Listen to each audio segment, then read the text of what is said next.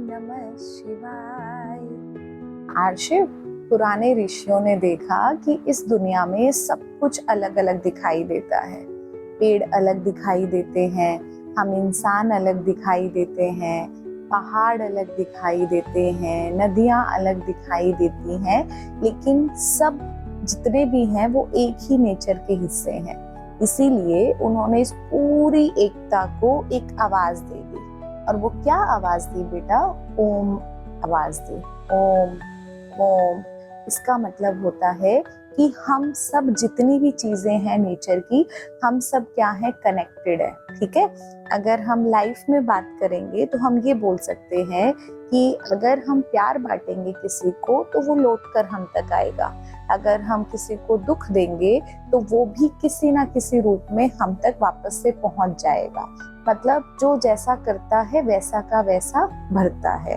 ठीक है। क्यों? क्योंकि सारी चीजें आपस में क्या है? कनेक्टेड है। तो ओम का मतलब है सारी चीजें आपस में कनेक्टेड हैं, जो एकता को बताता है। समझ में आया? फिर आता है ओम नमः शिवाय।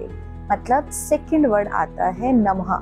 नमः अगर हम देखते हैं संस्कृत में तो इसका मतलब होता है नमः मतलब नमस्कार करना, नमः मतलब झुकना, नमः मतलब नमस्कार करना, नमः मतलब हमें झुकना, इसी ये मतलब होता है। लेकिन इसका सिर्फ शरीर से मतलब नहीं होता है कि झुकना या नमस्कार करना हाथ जोड़ के।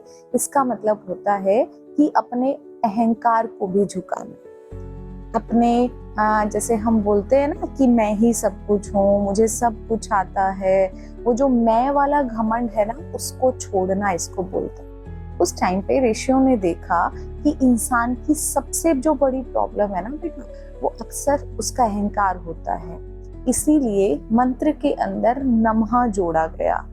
जैसे कोई ये आपको सिखा रहा हो कि मैं सीखने के लिए हमेशा तैयार हूँ, मेरे अंदर अहंकार नहीं है, मैं हर चीज सीखना चाहता हूँ, आगे बढ़ना चाहता हूँ।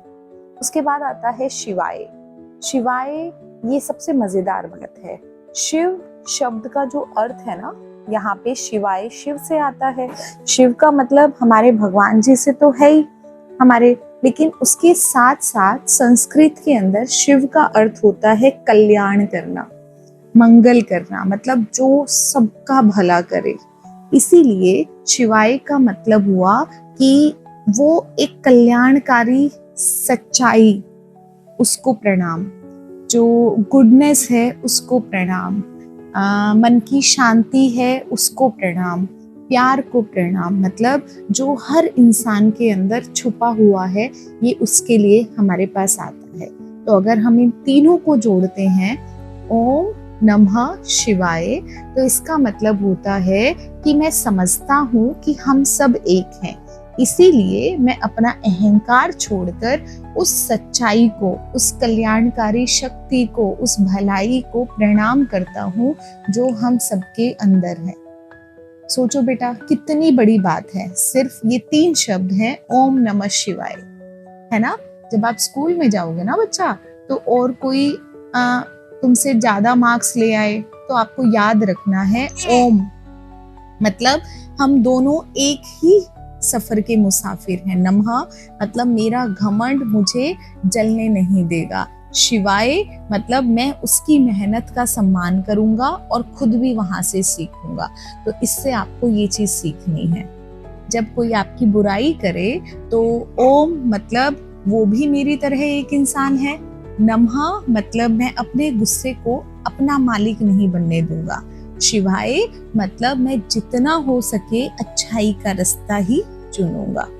ठीक है। अगर आप जीत जाओ, नमः याद दिलाएगा आपको कि घमंड नहीं करना है, और जब आप हार जाओगे तो शिवाय याद दिलाएगा आपको कि आपकी कीमत किसी एक हार से कम नहीं होती है। समझे? आर्शिव, एक दिन मैं हमेशा आपके साथ, जरूरी नहीं है चलूंगी, कब तक चलूंगी, कितने टाइम तक, जब आप स्कूल में जाओगे तो मैं दरवाजे तक छोड़ूंगी ना बेटा, अंदर तो आपको अपना सफर खुद तय करना है। ना कोई आपके दोस्त आपके साथ चलेंगे, ना आपके टीचर्स आपके साथ लाइफ टाइम चलेंगे, लेकिन अगर आप इस ओम नमः शिवाय का असली मतलब समझ जाओगे ना, तो जिंदगी के हर मोड़ पर आपके पास एक टीचर होगा। मतलब कौन होगा? ओम नमः शिवाय होगा। इसी तरह से हम सबसे पावरफुल मंत्र महामृत्युंजय जप को भी कहते हैं। वो उसका मतलब क्या होता है वो इसके बाद मैं आपको बताऊंगी, ठीक है। अब ये जो मंत्र है ओम नमः शिवाय, ये आपको बार बार याद दिलाएगा कि हम सब आपस में जुड़े हुए हैं। अहंकार से बड़ा कोई दुश्मन नहीं होता है, और अच्छाई से बड़ा कोई भी धर्म नहीं होता है। समझे आप? तो ओम नमः शिवाय को सिर्फ बोलना नहीं है। ओम नमः शिवाय जब भी शब्द को बोलोगे तो इसके पीछे गहरी जो बातें छिपी हुई हैं वो आपके दिमाग में आनी चाहिए।